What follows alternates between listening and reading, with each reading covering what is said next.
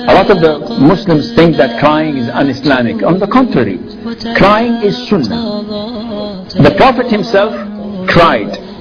Also he cried when his son died, his son Ibrahim. His mother was Maria al-Qibtiyya, the Coptic.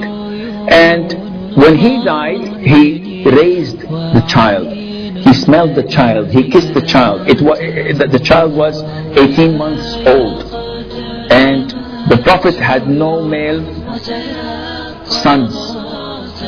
They all died when they were young. So when you are 62 years old and you're about to die, even if the child is a girl or a boy, your heart is broken.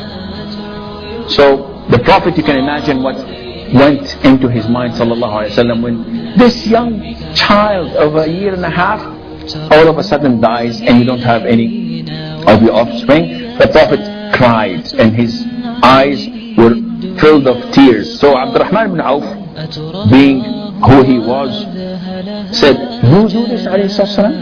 You cry?" We have this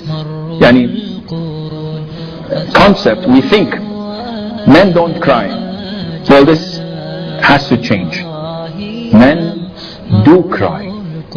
Men cry when such calamities take place, because this is, as the Prophet described it, it's a mercy from Allah.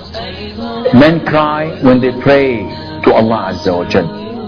Men cry when they remember Allah on their own and they remember their sins. They feel heartbroken.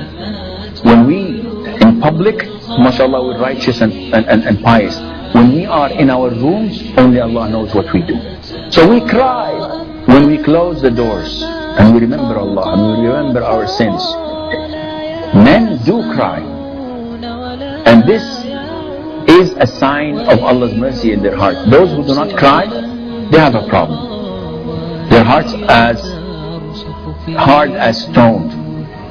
And this means that Allah does not have mercy on them. The Prophet, who is the strongest, the closest to Allah Azza wa Jal, and the most fearing, he cried for his son. And he said that the eyes are filled with tears and the heart is broken.